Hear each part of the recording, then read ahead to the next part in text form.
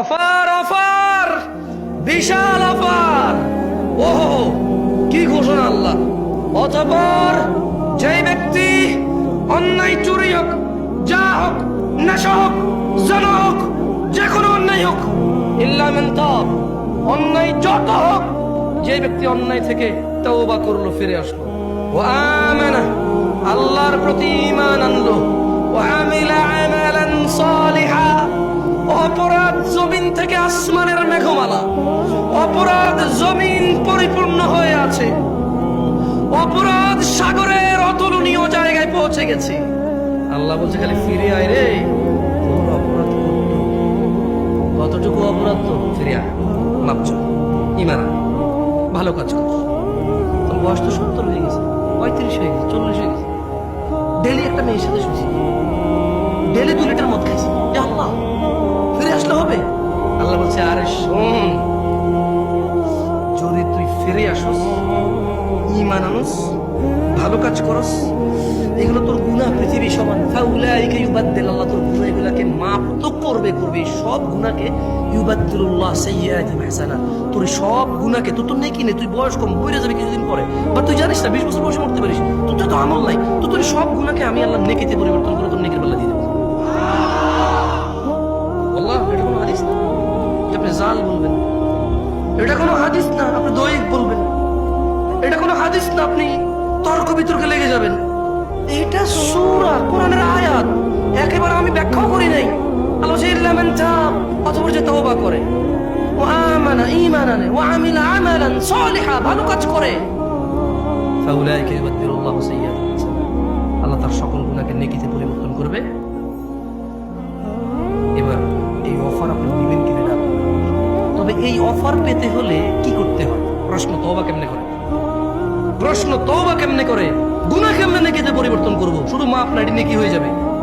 ধরে নেন বাংলাদেশ সরকার বলল কার কাছে কত জাল টাকা আছে, 30 ফেব্রুয়ারি 2024 এর মধ্যে সমস্ত জাল টাকা এনে জমা দাও, সেম আসল টাকা নিয়ে যাও, তবে আর কখনো জাল টাকা বানাইতে পারবা না, যদি বানাও মৃত্যুদণ্ড, যদি বানাও কি।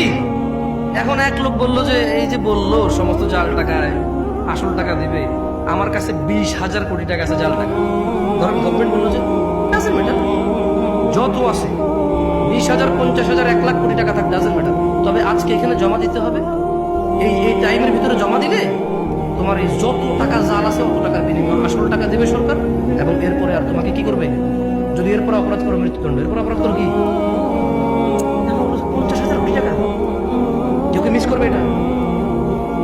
আল্লাহ এরকমই বলতেছে যে যত অপরাধ আছে, শর্ত হচ্ছে বেঁচে থাকা অবস্থায় মাপ চাইবে। শর্ত কি? কেউ কি বলতে পারেন কে কতদিন বাঁচবেন?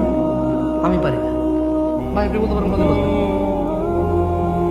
তুমি আরে কি ডিজিটাল দেশে কেউ জানে না কবে মরবে, আফসোস বুদ্ধি কি দেবে, চক্ষু মানুষ কবে মরবে না একটু পরে সম্ভব হতে পারে, একটু পরেই হয়ে যেতে পারে, এখানে বসা অবস্থায় হতে পারে, এই বক্তা এখানে দাঁড়ানো অবস্থা হইতে পারে, এই শ্রোতা এখানে বসা অবস্থা হইতে পারবে। তো এই যে সমস্ত গুণাকে নেকিতে পরিবর্তন করার একটা শর্ত আছে কি, সবগুলা গুণা যা হয়ে গেছে এই এখন বলতে হবে, এখন যদি গুণা করি জানবেন আপনার সাথে কিভাবে গুণা করতে হবে, তবে আমার সব গুণা মাফ করে দেবেন, আমি বাস মৃত্যু পর্যন্ত আপনি তৌফিক দেন, যাতে আপনার উপরে ঈমান রেখে ভালো কাজ করে মরে যায় আর খারাপ কাজ করে না। এই আল্লাহ বলছে সব নেকি।